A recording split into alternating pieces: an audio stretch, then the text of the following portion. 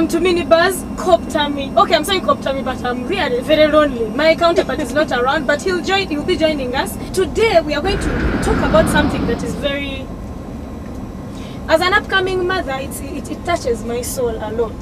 This year in March, the government adopted a new policy called Option B+, and it's headed to eliminate mother-to-child transmission of HIV, and it's spearheaded by the First Lady, Janet Museveni, the MP of Ruhama County, and is in charge of Karamoja also, and she's spearheading this whole campaign, and it spread. Last month we were in Tungamo.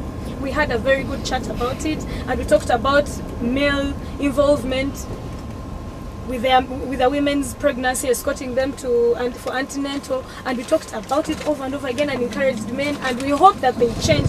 But today we are in Lira, getting a chance to explore this campaign even deeper and deeper. But before we go ahead, the doctor, introduce yourself and please throw more light and teach me also. Thank you, Anne. I'm John Paul. I'm a medical officer. And yes, like you have said, Option B+ is a new policy which has been set up by the Ministry of Health. And here we shall be targeting all pregnant women who are found to be HIV positive. The policy expects that these mothers are initiated on the life-saving antiretroviral medication, ARVs, we commonly call them, for life. So as soon as a mother is pregnant and we find her HIV positive through the antenatal care, then we expect these mothers to go through a series of interventions that actually will minimize the possibility that her unborn baby actually gets HIV from her as a mother. That is, in a nutshell, what Option B+ is all about. How different is this campaign as opposed to the rest you've always carried to reduce? How different is it from all the other campaigns you've had? The difference which we have discovered is that with elimination now, we are targeting at least all the pregnant mothers to be initiated immediately after we have tested them and they are positive. We initiate them on lifelong treatment. And earlier on, we used to only give treatment from 14 weeks of pregnancy. Then after the delivery, we stop at 1 month. I mean at 7 days. And medication would stop. Yeah, and medication stops. But now we are introducing them on lifelong. And from there, we also give the babies what we call the nevirapine syrups for 6 weeks. From there, the first blood, which we call the PCR, is taken. Then we check. Then after removing the baby from the breast milk, we again retest. And most of them, the results is telling us that they are now becoming negative. And this is so wonderful. Why do you think that emphasis is being put on this particular campaign? Yeah, yes, and actually the emphasis now is on Option B+, because this is actually what we call a high-end intervention. It has been proven actually to significantly minimize the threat or the risk of transmission of HIV to these unborn children. The previous options, like he said, were options which were less potent, and there were single drug options which actually, other than preventing the transmission, they were less effective to begin with, and then you're putting this mother on a single medication. So you're actually putting her at risk of even developing resistance to that particular medication before you eventually start her on treatment. So you're now looking at an option which not only preventing the transmission to the child, you're also putting that mother on treatment. So you're actually, in effect, like hitting two birds with one stone at the same time. One thing I've really seen with Option B+, I really believe that in 2015, if our mothers adhere well, we are going to meet that target very well. Because one thing I have realized is that we are now trying to fight the HIV from every point of its entrance. Previously, Option A+, it would only prevent the mother more during the time of giving birth, and then maybe do the child within the first 6 weeks or when the child is out. But when you look at Option B+, it's the child is protected all over. All over, before birth, in pregnancy, during birth, and then also during lactation. You talked of a target. You said you'll have met your target. What would your target be? To me, in 2015, if I had the powers, I believe that all the mothers who have started option B plus would have their babies tested negative. Okay, let's first take a look at the First Lady, Janet Museveni, also the MP of Ruhama County and Minister in charge of Karamoja, who is the goodwill ambassador of the EMTCT campaign. Then when we come back, we'll take on the joy that we had received from this young lady.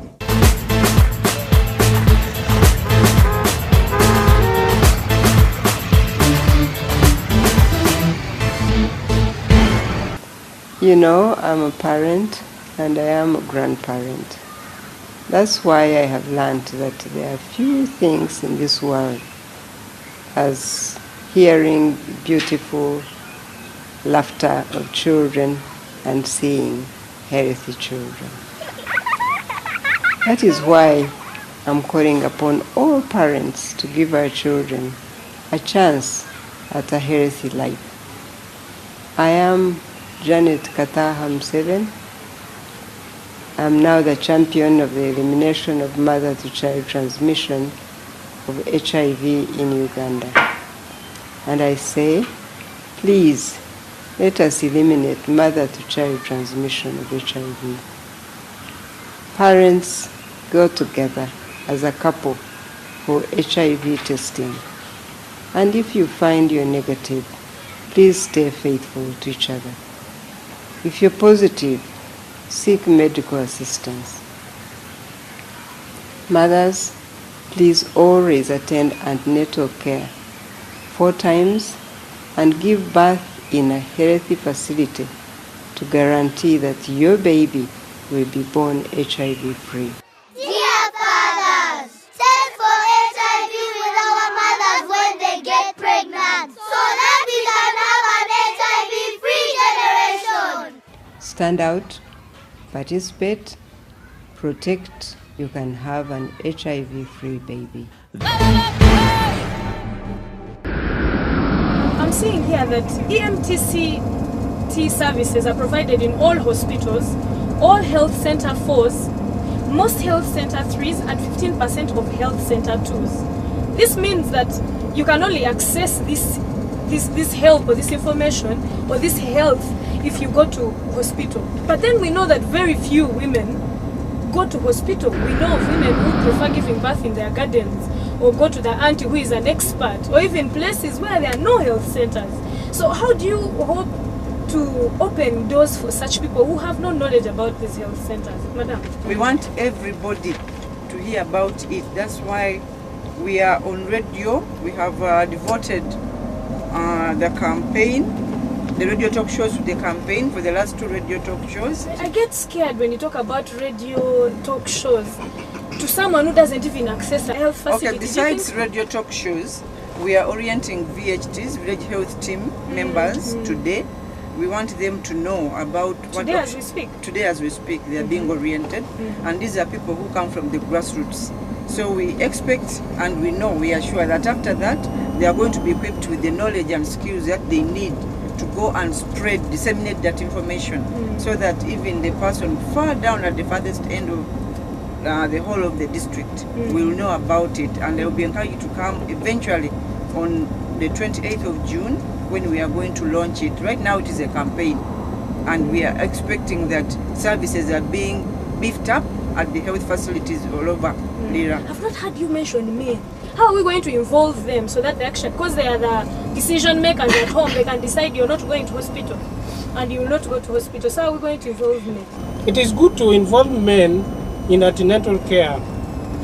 As I'm the very person who benefited from this option B. Yeah. So I will be mobilizing them in the village there. You're saying you benefited because Yes. if they're watching, they want to know how did you benefit? How did you benefit in this option B?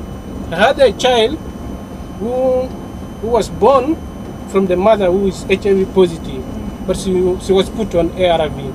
I'm also on ARV. That is how I benefited it, and the child is now negative. I have 2 children who is negative, a girl and a boy. How hard was it for you? How did you overcome that whole fear of I'm going with my wife for antenatal and we are going through this, and how was it for you going with your wife for antenatal, deciding to take up the B+ option? How was it for you? It was not hard for me because when you go with your wife, you will be served first. Those who doesn't go with their wife, they should be. You get priority. Yes, you get priority. Yeah. So you were served first. There Yeah. was no waiting. No waiting. I also think somebody is bound to feel more proud if they are heading a healthy family. If you are a man and you want to be held in high esteem, you yourself, first of all, you should look healthy. Other people will also look at you and admire you and want to associate with you. And if you are heading a family of healthy children, then you will be looked at as a source of knowledge from the other people in the community who also want to have such children. So if you've been told that through option B+, even if you are HIV positive, you have a chance of getting a healthy child, then I think any right-minded person would go for it. What reasons do men give for not going with their wives to hospital? Yeah, mostly men always talked about the time factor. That when they move to the hospital, the services tend to take too long for them and the whole day is wasted. And on top of that, they always also say that it is somehow shameful to move with your wife together. You know, in the community, people in the villages, people fear to move with their wives together. They fear to identify themselves with their women. Maybe because of how they have not kept their women well and the rest.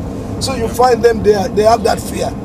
But now that they have seen the benefit of this option B, and we are using many ways of at least convincing them to bring their wives for ANC, for antenatal care. One, we are using the churches to convince them. So the church leaders are giving a lot of effort, at least to convince men to be taking their wives for an antenatal care. Then we are also using, when we have the funeral rites, we also beg for at least some minutes to pass the information. And people are also passing the information. So every chance you get, yes, any opportunity given, we just pass. And now, men have started picking up. And we are using expert clients, like he has talked about. Most of them are moving deep to the community. And the community linkage person like ourselves, as he talked about, they are also moving to the community, trying to at least tell them that, look here, this thing is very beneficial. Let us go for these services. And you will see, me, I was there, my child is now negative. So most of them are now coming and they are now accessing services. And I believe things are going to be wonderful. Amen. I loved it. Amen. Amen. Has your husband always been there when you're going to hospital? I got married in last year and I have a baby girl. When I was pregnant, my husband was working in Gulu, but he came. I called him and I told him that me, I'm pregnant. We have to go for antenatal together. He told me that, hey, you, will I not be delayed? I said, no, let's go. You know me, I was born with the virus, but I don't want my baby to get the virus again. We have to go for antenatal until it's time for delivery. And the man accepted. And every time we are coming to antenatal, he has to be there. He dropped me, he stays and wait for me. After we go like that up to when I was taken to the maternity. How does it feel to have a baby who you know is healthy, and how does it feel? Even up to now, the man is happy because the baby is negative. She's now 10 months, but she's now standing, calling all the things like mom, dad. Now the man, the dad is very happy, even admiring the baby. And he's not saying another 5 years to come, we have to get another baby. Another healthy baby. I hope you're watching and getting the joy I'm feeling in my heart. And you should have clapped for this lady for being so brave. And your husband for being such a good husband. Okay, now what are those challenges you're having so far with the campaign? As in, what are those things, your biggest stumbling blocks you're having as the campaign goes on? The challenges also in terms of mobilization is not easy. Today, we have sent people to various sub-counties to go and at least sensitize the village health team for the message to reach down to the grassroots. But the phone calls that I'm getting, some sub-counties, they have not yet they were not mobilized, so some sub-counties are going on. So you find that mobilization is a big challenge, right from the district moving down to the grassroots. So talking of mobilization, if you're in Lira, please don't miss out on the 28th, Friday next week, at the golf course. You'll just go there and access so much information, and you live when you're a better person. You live knowing how to protect your family better, and you can also be an ambassador in your own village. You're like, as the first person to take it up, please follow my example. So if you're in Lira and you're in the neighboring, please don't miss 28th next week. 28th June, Friday or next week. How do you think you can advise men out there to be a part of their women's pregnancies? I'd like to talk to the lady with the brown coat. Right now, we are enrolling women who are HIV positive with them with children. When they have not come for the appointment, I always call their men, and they always tell me, you call this number, she will come. Or at times I tell him, you come together with your wife. Then they come together. Previously, we would say so much about male involvement, but unfortunately, when these men come to the health center, we don't do anything for them. You find there is a bench which is only used by the pregnant mothers, and then the midwife will even say, don't sit here, this bench is for pregnant mothers, it's not for you. The men stand. So the guy is standing and there is nothing you're giving him. But now the emphasis is actually when these mothers come accompanied, like she said, they are given priority. And then two, we're also saying we can do something for this man. We can even, for example, take his blood pressure. He could have never had a baby taken. Yes, and then there is now what is increasingly getting popular, self-male circumcision. We have an opportunity, actually, we offer these men the opportunity actually to have a circumcision done. Okay, you're making it seem good. You're making it seem like guys should actually go. Sure. Can we have you also give us some last words on the campaign, please? You have also to ensure that if you are already positive, you are going to be put on lifelong treatment together with the wives, and your child will be HIV free, and that was a generation to come. Perfect. That we are looking at. Perfect. Thank you.